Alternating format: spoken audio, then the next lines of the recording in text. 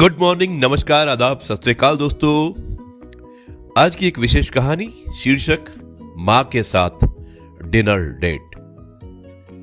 Episode number है 2018।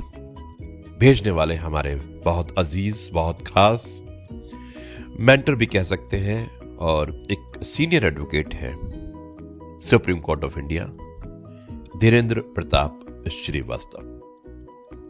श्रीवास्तव जी, एक बार फिर से बहुत बहुत धन्यवाद इतनी अच्छी कहानी भेजने के लिए।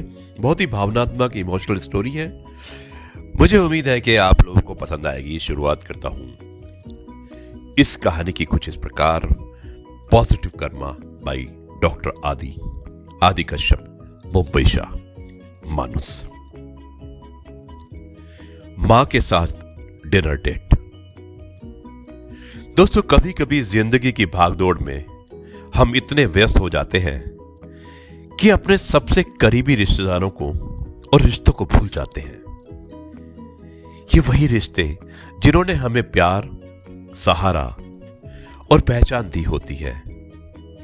ऐसी ही ये भावनात्मक कहानी है मां के साथ डिनर डेट, जिसमें एक बेटे और उसकी मां के बीच के उस अनमोल पल की जो जीवन भर की सीख बन गया। एक शाम जब मैं काम से घर लौटा तो मेरी पत्नी ने मुस्कुराते हुए कहा, सुनो, अगर मैं तुम्हें किसी और के साथ डिनर और फिल्म के लिए जाने को कहूं तो तुम क्या कहोगे? और मैंने मजाक में कहा, तो मैं समझ जाऊंगा कि अब तुम मुझसे प्यार नहीं करती।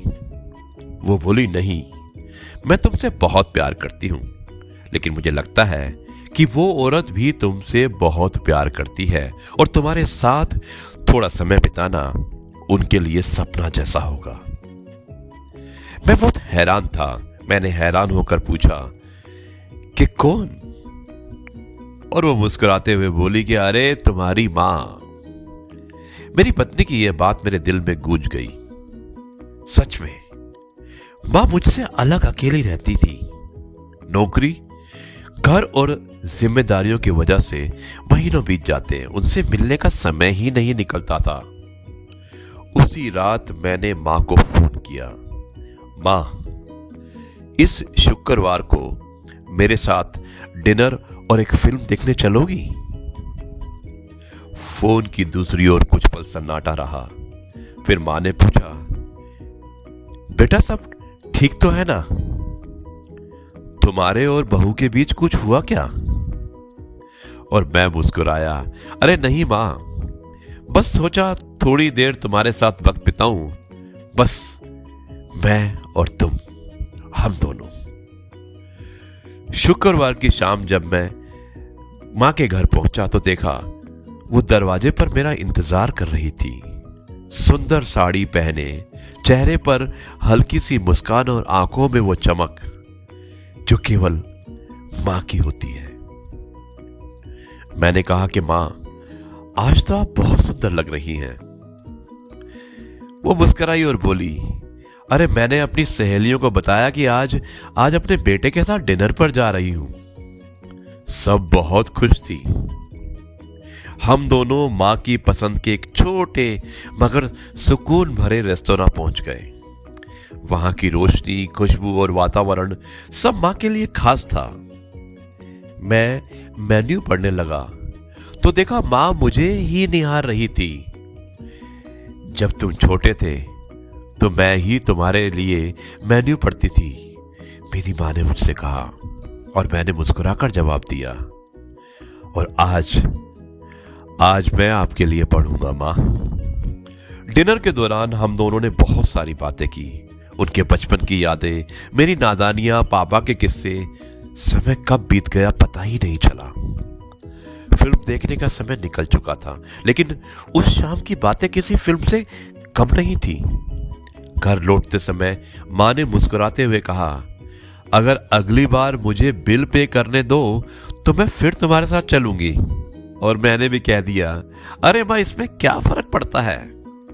वो बोली, फर्क पड़ता है बेटा, क्योंकि इससे लगता है कि मैं भी तुम्हारे लिए कुछ कर सकती हूं। घर लौटने पर पत्नी ने पूछा, कैसा रहा? मैंने कहा, जैसा सोचा था उससे कहीं ज्यादा खूबसूरत। कुछ दिनों बाद मां को दिल का दौरा पड़ा और वो हमेशा के लिए हमें छोड़ गई। सब कुछ इतना अचानक हुआ कि मैं उनसे आखिरी बार ठीक से बात भी नहीं कर पाया। कुछ हफ्तों बाद मुझे उनके नाम से एक लिफाफा मिला। उसमें उसी रेस्तोरां की रसीद थी और एक छोटा सा खत। उसमें लिखा था, मेरे प्यारे बेटे, मुझे नहीं पता कि मैं तुम्हारे साथ दोबारा डिनर पर जा पाऊंगी या नहीं, इसलिए मैंने 2 लोगों के खाने का एडवांस भुगतान कर दिया है। अगर मैं नहीं रहूं तो अपनी पत्नी के साथ जरूर जाना। तुमने उस दिन कहा था ना कि इससे क्या फर्क पड़ता है, लेकिन मेरे जैसे अकेले दिल को बहुत फर्क पड़ता है।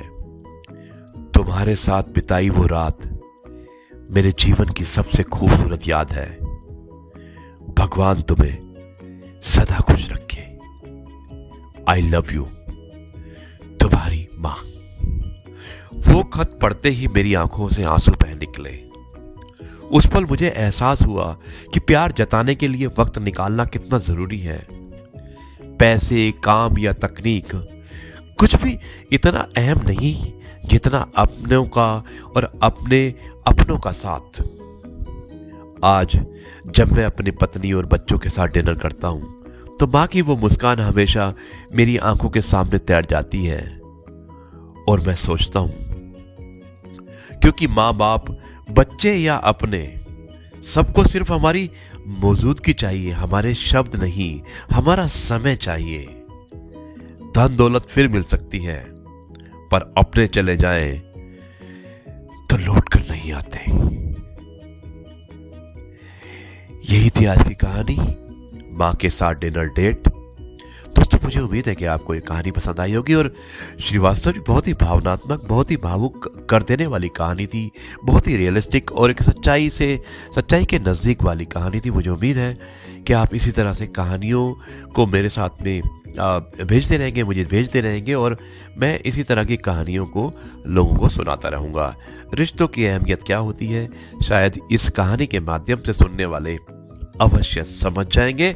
अब मैं इस कार्यक्रम को यहीं पर समाप्त करता हूं और उम्मीद करता हूं कि आप भी अपनी मां के साथ एक डिनर डेट पर अवश्य जाएंगे।